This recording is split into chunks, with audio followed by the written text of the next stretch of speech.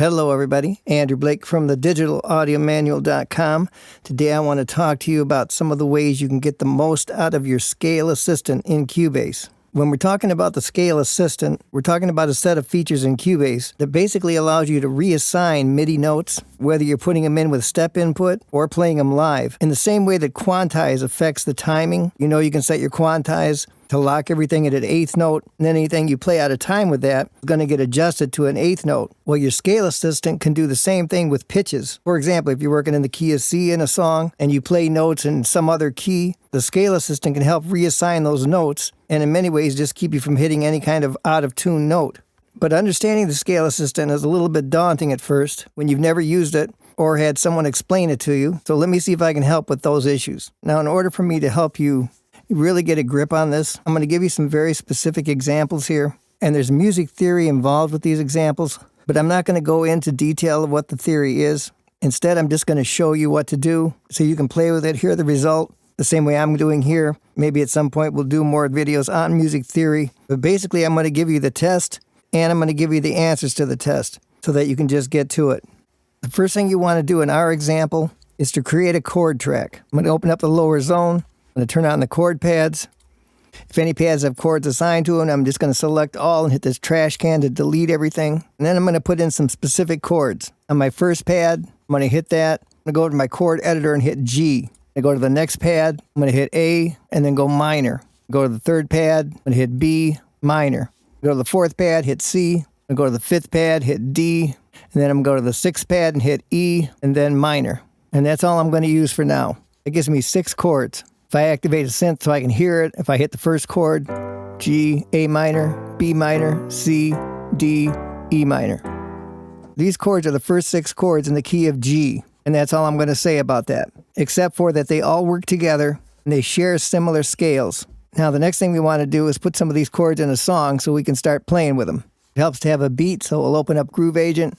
I'm going to find this kit that says House Kit, and I'll drag a pattern onto a track. I'm going to play my drum loop. I'm going to hit some of these chords and look for some that I like, knowing that any one of these chords is going to work, so I'm going to experiment. It doesn't matter which ones I choose. Like I said, they're all in the same key. But here I go.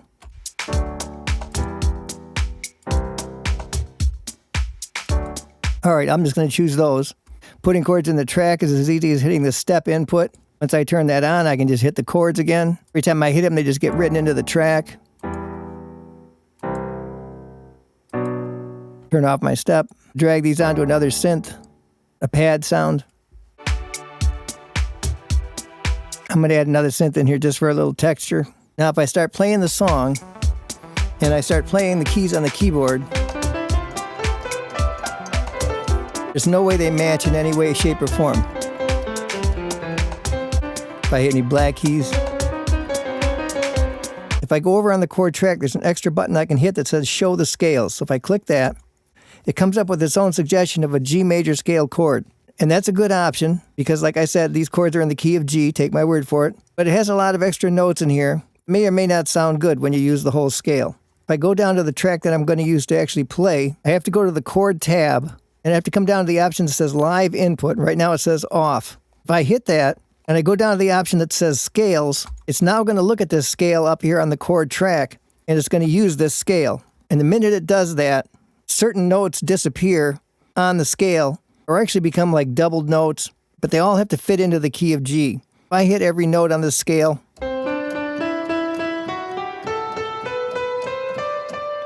it's only playing notes in the key of G. Again, some of these notes may or may not fit the way we want. Let me just play it. Let's listen to what it sounds like.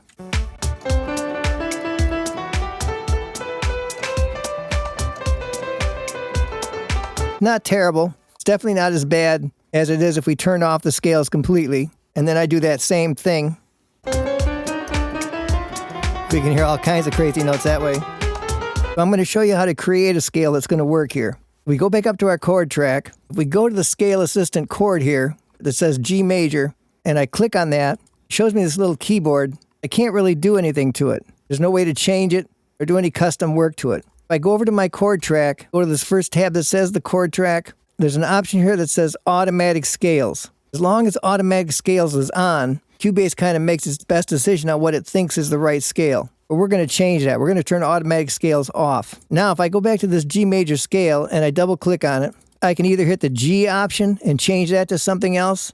I don't want to. I'm going to leave that alone. Or I can go to this drop down by the major area and I can click that. I get a huge long list of included scales already. We're going to create one from scratch. We're going to the bottom. It says set up the musical scales. At the top, we have an option that says add a scale. So I'm going to hit that. Right now it's called new scale. And just follow along and put these same notes in. Every time you click it, it lights up. So if you click it, it lights up, or if you click it again, it unlights. So the first note we're going to leave on, skip the little one after that, go to the next one and click that one on, skip the next one, go to the next one and click that on. Now we're going to skip a couple of notes, go to this one in the middle, click this on, skip a note, go to the next one, click that on, and then skip the next one and go to the last one and click that on. You get a little button to hear what it sounds like. Just click on this name, call it major, pentatonic, plus, just to help us identify it. Hit OK. Then we go back out to our little keyboard, hit the drop-down arrow, then go down this long list till I find my major pentatonic plus that I just created. If I hit the name on the track, I get to hear it again. Now if I go back to my chords tab and hit the drop-down and say scales, now if I hit my keyboard, only the notes of that scale are available. No matter how many notes I hit or what notes I hit, I'm only going to play those notes. Now listen to what happens when I play these notes to these chords.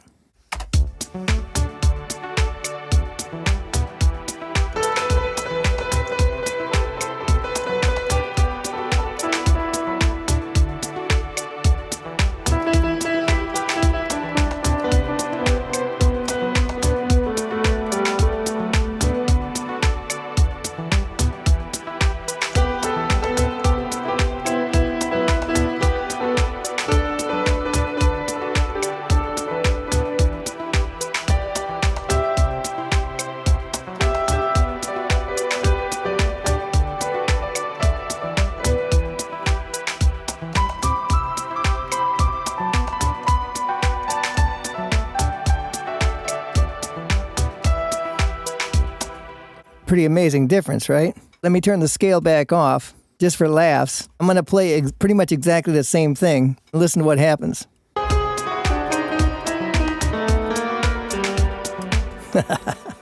Turn it back on so I can sound much better. Now, keep in mind, we have the right scale. I don't have to play single notes. I can play 2 notes at a time. Different spacings of those notes.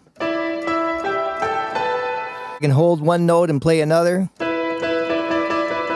Although it helps to have a little playing ability, I can take one finger and still sound pretty darn good.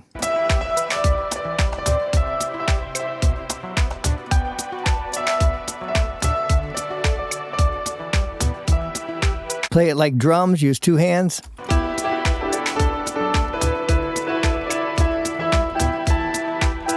Or go back to playing it.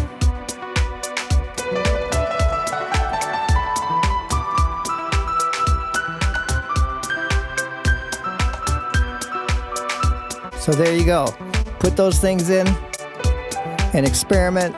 See how much better you can sound.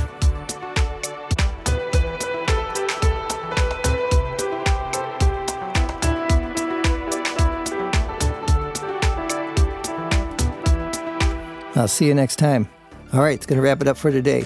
As always, if you haven't already, click the link below this video to learn how you can get access to the all-new Digital Audio Manual Preferred. It's the clear, step-by-step solution showing you not only the tips, but all the secret and typically never talked about features that'll take you to a higher level of using your software. If you've been searching for an all-in-one solution to take you from start to finish and learning Cubase and Wavelab and other music software, this is exactly what you've been looking for. So click on the link below and come and be part of the clear path to a better learning experience. So today we had a look at the Scale Assistant in Cubase.